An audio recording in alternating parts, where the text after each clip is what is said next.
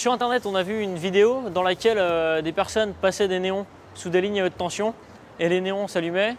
On se pose pas mal de questions, on se demande si c'est vrai, si ça marche vraiment et si ça marche, comment c'est possible. Donc on a décidé d'aller vérifier tout ça. D'abord voir si les vidéos sont réelles, si c'est pas truqué. Il n'y a pas beaucoup de courant en ce moment dans la ligne.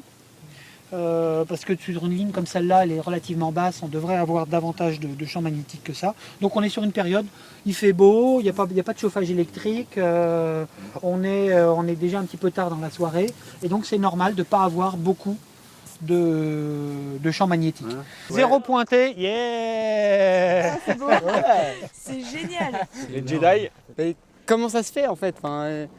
Il y a quelque chose. Il y a quelque chose, c'est le champ électrique. Pour qu'un néon s'allume, il faut faire passer de l'électricité à l'intérieur. Quand on fait passer de l'électricité à l'intérieur, les électrons qui se promènent dans le tube vont exciter le gaz qui est à l'intérieur. Il y a un gaz dans le tube.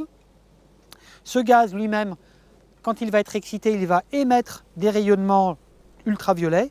Et ces rayonnements ultraviolets vont frapper la couche qui est en surface du tube. Et là, en fait, il y a suffisamment de champs électriques pour créer cette excitation locale des molécules du gaz qui sont à l'intérieur. C'est pas un peu bizarre quand même? Oui, c'est vrai, c'est un phénomène bizarre, mais on va aller le recréer, vous allez voir, avec un objet beaucoup plus familier. C'est une petite surprise que je vous ai préparée. La petite surprise, c'est la voiture. C'est la voiture, donc ça n'a rien d'extraordinaire, hein, c'est la mienne.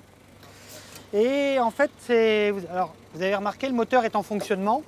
Dans une voiture, il y a de l'électricité, il y a des bougies. Alors, qui veut essayer? Ici, tu as les fils de bougies, tu les vois, les fils de bougies? Là Et tu poses le néon dessus. Là Oui, là. Alors, mais comment ça se fait? Déjà, comment ça se fait que c'est plus... il y a de la haute tension dans une voiture, les fils de bougies. Pour avoir une étincelle, il faut de la haute tension. Donc là, vous avez peut-être 10 000 ou 20 000 volts. Mais comme on est à quelques millimètres, parce qu'il y a juste l'épaisseur de l'isolant, tout à l'heure on était à 10 mètres, là il n'y a que 10 000 volts, mais on est à quelques millimètres. Et ben on a un champ électrique qui est tout aussi fort que là-bas.